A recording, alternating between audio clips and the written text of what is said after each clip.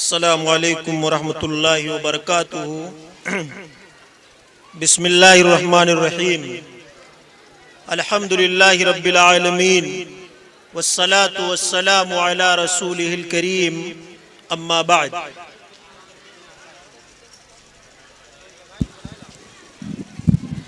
قال النبی صلی اللہ علیہ وسلم: الماہر بالقرآن مع السفرة الكرام البررة والذي يقرأ القرآن ويتتعتع فيه وهو عليه شاق له أجران، متفق علیہ۔ نہیں اقبال نا امید اپنی کشت ویراں سے، نہیں اقبال نا امید اپنی کشت ویراں سے، ذرا نم ہو تو یہ مٹی بہت زرخیز ہے ساقی۔ سب سے پہلے اللہ تعالیٰ کا بے پناہ شکر اور اس کا احسان ہے جس نے ہم تمام لوگوں کو ایسا موقع فراہم کیا کہ ہم لوگ آج تلسی پور کے اپنے پڑوس کے ایک ادارہ جس میں شعبہ حفظ بھی قائم ہے، اور آج حفاظ طلبہ کی دستار بندی کا جو یہ دن متعین کیا گیا ہے، اس میں ہم لوگ شامل ہوئے، یہ اللہ کا شکر ہے۔ میں ان تمام لوگوں کو مبارکباد پیش کرتا ہوں جن لوگوں نے آج کے اس پروگرام کو رچایا، بسایا اور سجایا ہے، خاص کر کے فضیلت الشیخ منصور احمد المدنی حفظہ اللہ، اور اسی طریقے سے اس شعبہ حفظ کے تمام اساتذہ کرام، یہ قابل مبارکباد کے مستحق ہیں۔ حضرات، میں نے آپ لوگوں کے سامنے صحیح بخاری اور صحیح مسلم کے حوالے سے ایک حدیث پڑھی ہے، اور اسی کا میں مطلب اور مفہوم آپ لوگوں کو سمجھانے کی کوشش کروں گا۔ حاضرین، آج کے اس چمک دمک اور رمق والے دور میں جہاں لوگ بڑی بڑی ڈگریاں حاصل کرنے میں مسابقہ اور کمپٹیشن کر رہے ہیں، اور جہاں گارجین والدین جو پیرنٹس ہیں اپنے بچوں کو دنیاوی تعلیم دلانے میں اپنی ساری توانائی صرف کر رہے ہیں، اور آج کے اس دور میں سماج اور معاشرے نے اسی کی قدر کی کہ لوگ دنیاوی تعلیم کو حاصل کریں، اسی کی لوگوں نے عزت کی، اسی کی لوگوں نے حوصلہ افزائی کی، اور اسی کے ساتھ لوگ کھڑے ہوئے ہیں۔ اگر آج کے اس پرفتن دور میں، آج کے اس چمک دمک والے دور میں جو ماں باپ اپنے بچوں کو قرآن کریم کا حافظ بنانے کا ذمہ اٹھائے ہوں، میرے حساب سے پوری ذمہ داری سے میں کہہ سکتا ہوں کہ ان سے بڑا خوش نصیب انسان اس روئے زمین پر کوئی نہیں ہے۔ وہ گارجین قابل مبارکباد ہیں جنہوں نے اپنے بچوں کو قرآن کریم کی تعلیم دلائی، اور اپنے بچوں کو ان کے سینے میں قرآن کریم کو محفوظ کرانے کا ذمہ اور بیڑا اٹھایا۔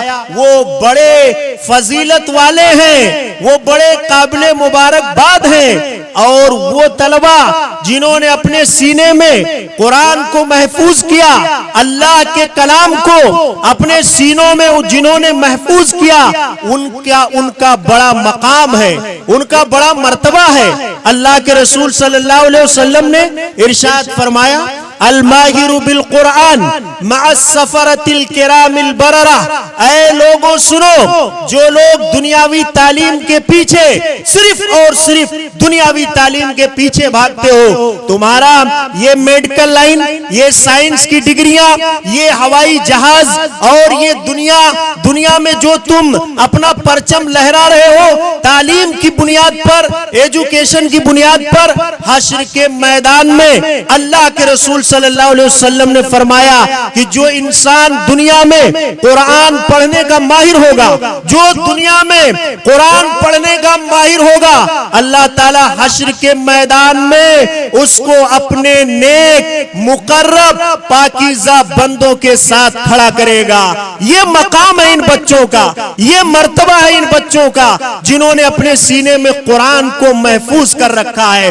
اللہ کے رسول صلی اللہ علیہ وسلم کی ایک دوسری حدیث لمبی روایت ہے، آپ صلی اللہ علیہ وسلم نے فرمایا حافظ قرآن کے لیے حشر کے میدان میں اللہ تعالیٰ ان سے کہے گا اقرا، آپ قرآن کی آیت پڑھیے، آپ جو قرآن یاد ہے اس کو آپ پڑھتے جائیے اور آپ کا مقام اور مرتبہ جنت میں وہاں ہوگا جہاں قرآن کی آخری آیت تم پڑھ کے ختم کرو گے۔ یہ ان کا مقام ہے، یہ ان کا مرتبہ ہے۔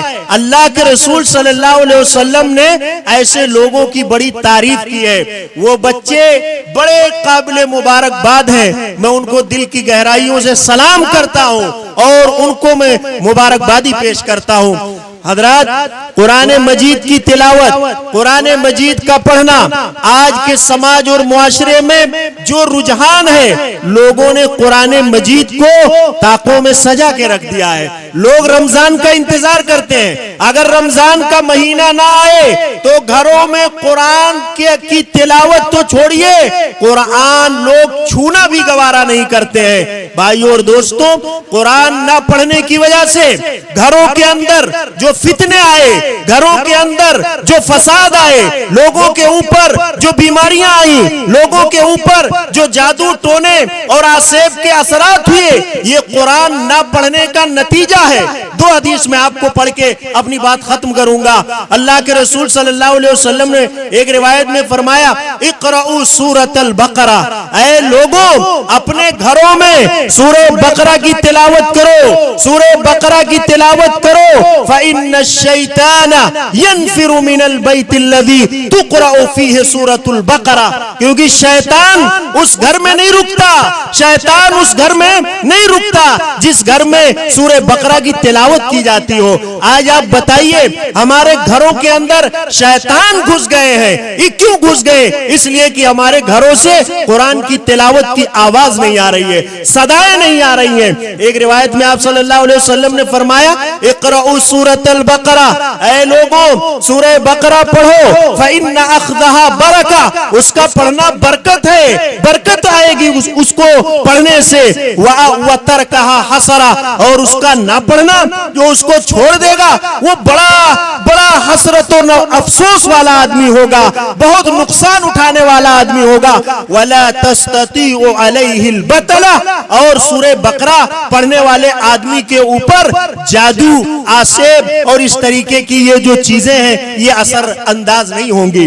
بھائی اور دوستوں، اللہ تعالیٰ سے ہم دعا کرتے ہیں کہ اللہ تعالیٰ ہمارے سماج اور معاشرے میں قرآن کی تلاوت اللہ تعالیٰ ہمارے سماج اور معاشرے میں عام کرے۔ یہ بچے جو اپنے سینے میں 30 پارہ قرآن زیر زبر پیش نقطہ ہجے تلفظ کے ساتھ، یہ بہت بڑا معجزہ ہے، بہت بڑا معجزہ ہے۔ دنیا کی کوئی کتاب XYZ کوئی کتاب ہو، کوئی انسان من وعن جیسے کہ تیسے اس کو پورا مکمل یاد نہیں کر سکتا ہے، اس کو پورا مکمل حفظ نہیں کر سکتا ہے۔ یہ بہت بڑا اللہ کا شکر، اس کا احسان ہے کہ 30 پارہ قرآن مجید کی وہ آیتیں انہوں نے اپنے سینوں میں محفوظ رکھا ہے۔ اللہ تعالیٰ آپ کو سلامت رکھے، اللہ تعالیٰ آپ سے دین کا کام لے، اللہ اللہ تعالیٰ نے آپ کو چنا ہے, آپ کے ذمے سماج, معاشرہ اور قوم کی ذمہ داریوں کو رکھا ہے. بچے جو حافظ قرآن بنے ہیں وہ ان کے اوپر ذمہ داری ہے, آپ اس کو ادا کرنے کی کوشش کیجئے. اللہ تعالیٰ ہم تمام لوگوں کو نیک عمل کی توفیق دے اور دینی پروگراموں میں بڑھ چڑھ کر ہم تمام لوگوں کو حصہ لینے کی توفیق دے. آمین. وآخر دعوانا ان الحمدللہ رب العالمین. والسلام علیکم ورحمۃ اللہ.